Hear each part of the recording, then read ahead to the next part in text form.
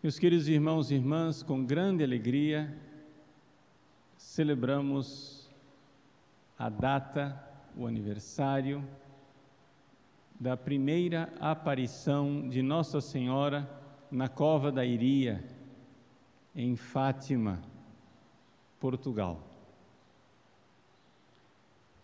Há 103 anos atrás, a Virgem Maria em Fátima culminou uma série de aparições que ela vinha fazendo para nos preparar para a grande dificuldade, a grande batalha que nós estamos vivendo nos tempos atuais. Nossa Senhora, logo depois da Revolução Francesa, apareceu em Paris, na rua chamada Rue du Bac, e lá revelou a medalha milagrosa, logo depois da Revolução Francesa. E nessa medalha milagrosa, mandou cunhar uma frase que antes não era usada. A seguinte oração: ó Maria concebida sem pecado, rogai por nós que recorremos a vós. Ou seja, Nossa Senhora Imaculada, concebida sem pecado, já estava lá se identificando logo depois da grande revolução e dizendo qual era a arma que nós deveríamos usar: a oração, o pedido, a súplica a ela. Maria, concebida sem pecado original, é a Imaculada Conceição. Rogai por nós que recorremos a vós. É a oração. Depois o Papa Pio IX declara a Imaculada Conceição como dogma infalível.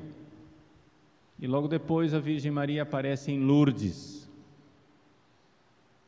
na França ainda, mas como que já se deslocando na direção da Península Ibérica, porque Lourdes fica nos Pirineus, na cadeia de montanhas que divide a França da Espanha. Nossa Senhora aparece e as aparições de Lourdes parecem as aparições mais monótonas de todas, porque Nossa Senhora aparece para Bernadette simplesmente para fazê-la rezar o terço. Lourdes é a escola de Nossa Senhora que nos diz como o terço nos santifica. Bernadette foi santificada porque ela rezou o terço junto com Nossa Senhora. Uma coisa que me ajuda muito quando eu vou rezar o terço pessoalmente, eu que fui batizado no dia de Nossa Senhora de Lourdes, é pensar, enquanto eu rezo o terço, que Nossa Senhora está fazendo exatamente aquilo que ela fez com Bernadette. Enquanto Bernadette rezava o terço, Nossa Senhora com o rosário na mão, ela ia mesmo passando as contas, sem mexer os lábios, porque Nossa Senhora não reza o terço. Ela reza o terço conosco, no sentido de estar conosco, mas ela não pronuncia nem o Pai Nosso e nem a Ave Maria. Ela não pode pronunciar o Pai Nosso, porque o Pai Nosso diz: perdoai as nossas ofensas, e Nossa Senhora não tem pecado. Portanto, Nossa Senhora não reza o Pai Nosso. E ela não pode pronunciar a Ave Maria, porque a Ave Maria é uma saudação a ela. Não tem sentido nenhum. Ela só acompanha, ela vai, enquanto Bernadette rezava de joelhos com o seu terço, Nossa Senhora rezava junto. E isso é de uma força imensa, ver esta aparição de Nossa Senhora em Lourdes. Bernadette queria ter força de pegar o terço no bolso, não conseguiu. Quando Nossa Senhora queria fazer o sinal da cruz, não conseguiu. Quando Nossa Senhora faz o sinal da cruz, ela finalmente consegue fazer o sinal da cruz e começa a rezar o terço, enquanto Maria vai passando as contas, Bernadette vai se santificando. Nossa Senhora em Lourdes diz: eu sou a Imaculada Conceição. Meus queridos, a Imaculada e a oração. Quem é que vai esmagar a cabeça da serpente? E com que meios ela vai nos ajudar a viver esta batalha e essa vitória? A oração do Santo Terço. Então, finalmente, Nossa Senhora aparece em Portugal, já nos extremos da Europa, já caindo no Atlântico. E então, em Portugal, Nossa Senhora fala a nossa língua. Nossa Senhora falou português e previu as tragédias do século XX e XXI, pelo que estamos vendo, não somente do século XX. Ainda vivemos as tragédias do século que Nossa Senhora previu. E Nossa Senhora diz: rezem o terço, façam penitência, rezem muitos terços. Francisco, você vai para o céu, mas você precisa rezar muitos terços. Rezem para reparar o coração sagrado de Jesus, ofendido na Eucaristia, o coração eucarístico de Jesus. Rezem para reparar o Imaculado Coração de Maria. Eu virei para ensinar a devoção ao meu Imaculado Coração. Novamente a Imaculada e a oração. Nossa Senhora vai explicitando cada vez mais o que nós precisamos fazer. Nesses dias em que, em vários lugares do mundo, as missas vão sendo retomadas, existe uma certa alegria em saber que as missas são retomadas. Com calma, com precaução, com máscaras, distanciamento social. Mas esta alegria será a mais terrível tristeza se nós retomarmos as missas e as comunhões, mas não retomarmos as confissões e o arrependimento.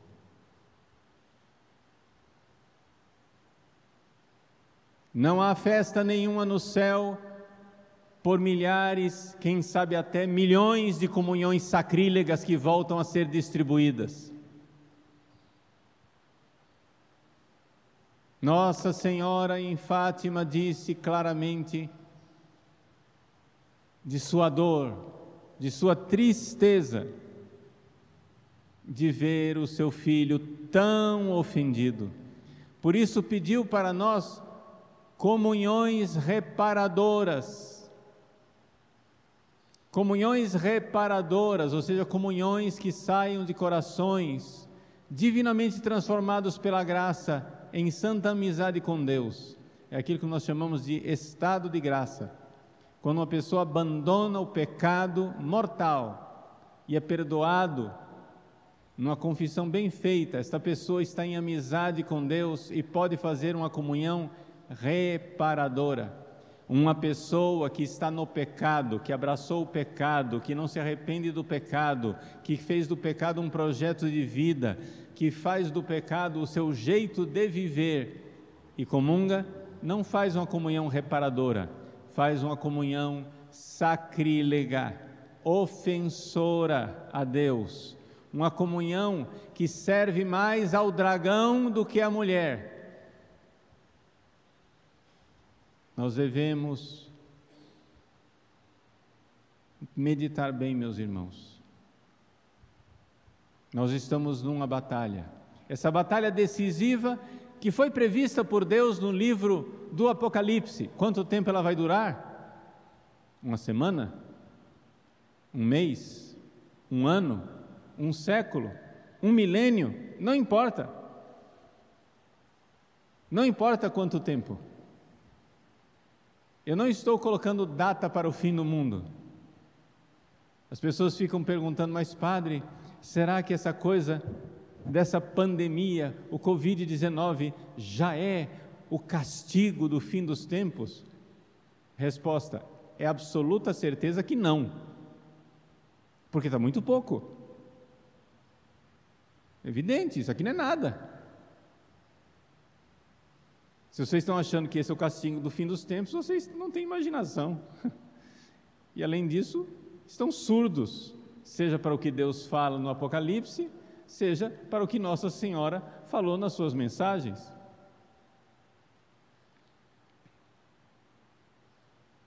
Nós não estamos ainda no castigo, nós estamos numa fase anterior, a fase na qual os homens desse mundo ofendem a Deus de forma cada vez mais grave. Essa é a fase que nós estamos vivendo. E a ofensa cada vez mais grave vem sim dos inimigos da igreja lá fora, mas vem muito mais dos inimigos da igreja que estão dentro dela. E não olhem para os lados, eu estou falando de vocês. Nós, e eu tenho que falar de mim, eu posso ser o inimigo que mais ofende a Deus. Quando na última ceia Jesus disse aos apóstolos que um deles iria traí-lo, todos os apóstolos bons e virtuosos, ou seja, exceto Judas, os outros 11, num ato de profunda humildade, disseram, serei eu, Senhor? Todos eles disseram isso, exceto o próprio traidor. Todos eles ficaram com medo, porque confiavam mais em Jesus do que em si mesmos. Os apóstolos confiavam mais em Jesus. Eles olhavam para dentro de si e, como presunçosos e fanfarrões que somos, a tendência nossa é dizer, não, eu nunca. Eu nunca. Mas eles confiavam mais em Jesus do que naquilo que o próprio coração deles estava dizendo. E, portanto, olharam para Jesus e disseram, serei eu, Senhor? Esse é o dever de todo bom católico, de se perguntar, meu Deus, eu sei que existem lá fora os vossos inimigos, eu sei que lá fora estão Anás, Caifás, Pilatos, Herodes, todos lá fora. Mas a traição, a verdadeira traição, a mais profunda traição, a ofensa, a mais terrível ofensa, foi o beijo de Judas, o beijo do amigo convertido em traidor. O homem da minha confiança voltou contra mim o seu calcanhar. Portanto, nós não estamos ainda vivendo o grande castigo, nós estamos vivendo o tempo da paciência e da misericórdia de Deus. Mas o tempo da paciência e da misericórdia de Deus é o tempo da paciência e da misericórdia de Deus para nós nos convertermos.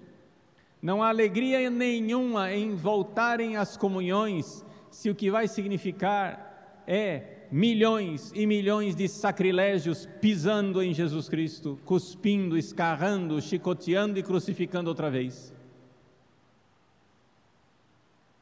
E quem faz isso não são os inimigos lá de fora. Portanto, não estou aqui acusando ninguém.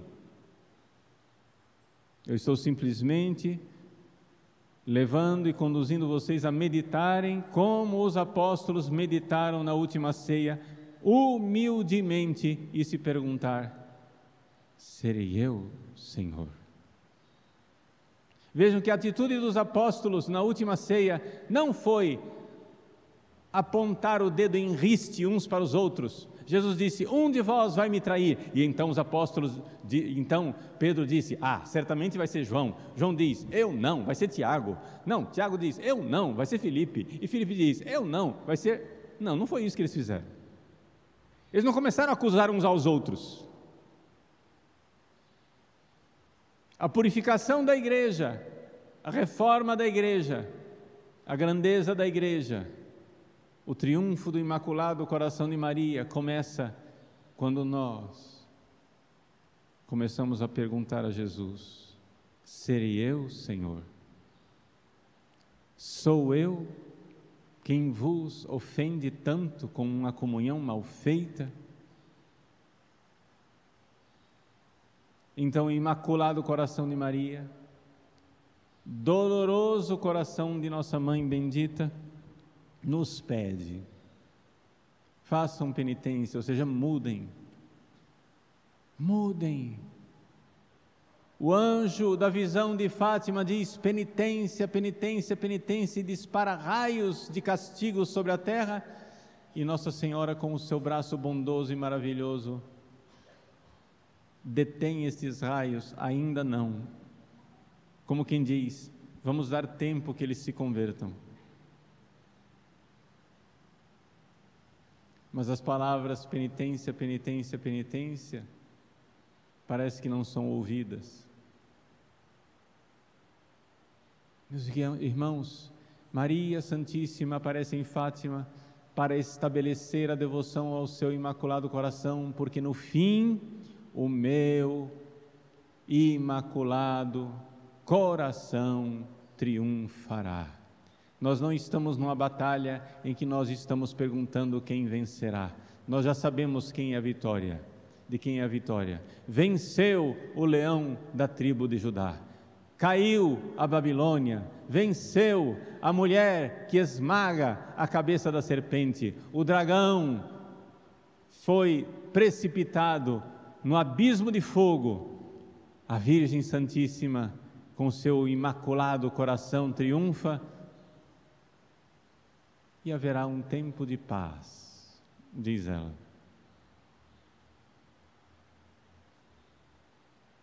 Mas Nossa Senhora nos prepara e nos diz há 3 séculos que as loucuras do mundo moderno só serão vencidas com a confiança imensa no seu coração imaculado. Eu sou a Imaculada. Maria concebida sem pecado, rogai por nós.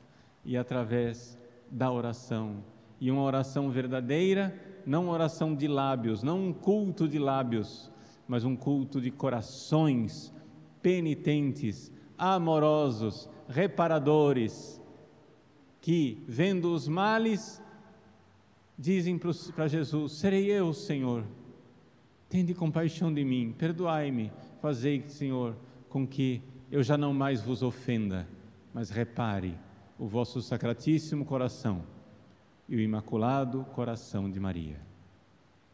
Que a Virgem Santíssima, Nossa Senhora do Rosário de Fátima, nos assista nesse caminho de conversão e apresse o triunfo do seu Imaculado Coração dentro de nós e no mundo inteiro.